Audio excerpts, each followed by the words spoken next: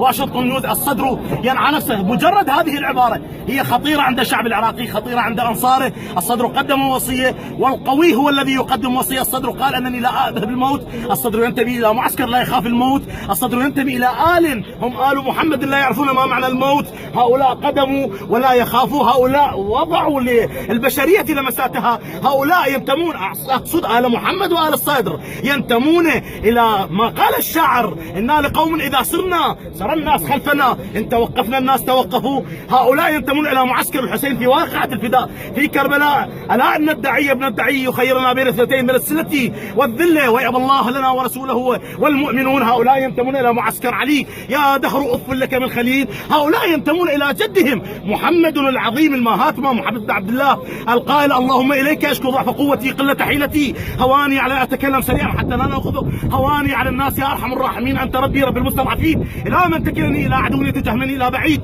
ملكته أمري. ينهيها محمد ليقول: كل شيء سهل إن لم يكن علي غضب منك يا ربي لا أبالي. فبالتالي مقتدى الصدر وأنصار الصدر ومعسكر الصدر وإصلاحات الصدر وشعب الصدر وابن الصدر لا تخشى في الله لومة لائم ولا تخشى تهديد. هي واقفة، أنتم ترون هؤلاء الحماية العسكرية يمارسون دورهم بكل قوة وكل نشاط، والشعب كله أمامهم.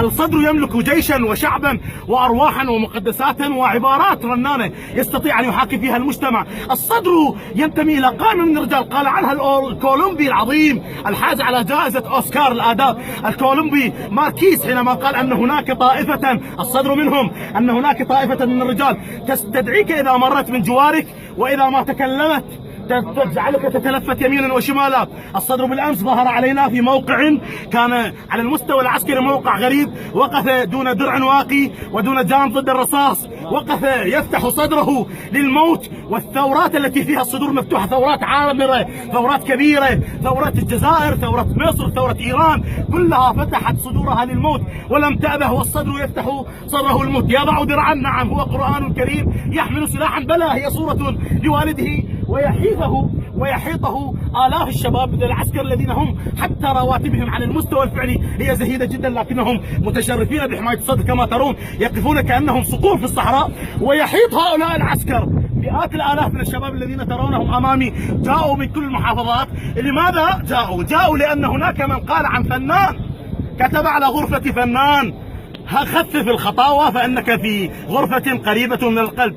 أما الصدر فمنزله وخطواته وعمامته ونسبه واسمه وإصلاحه وعلمه هو القلب، هو الروح، هو العقل. الله مع الصدر، العلم مع الصدر، الدين مع الصدر، الشعر مع الصدر، السنة مع الصدر، الشيعة مع الصدر، الإسلام مع الصدر، المرجعية مع الصدر، الحشد مع الصدر، السرايا مع الصدر، الشعب مع الصدر، علي ومحمد مع الصدر. ومن كان معه علي ومحمد قال عنه الدعاء: يا محمد يا علي اكفيانا فإنكما كافيان، وانصرانا فإنكما ناصران. هل تكلم الصدر الوالد الشهيد والد الشعب العراقي مع ابنه بعد التهديد؟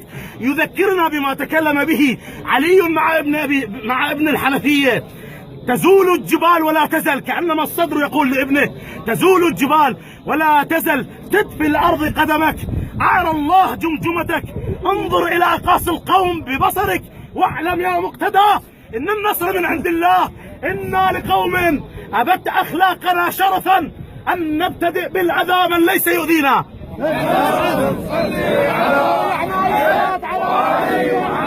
وعجل ونجوم وعن عدوه.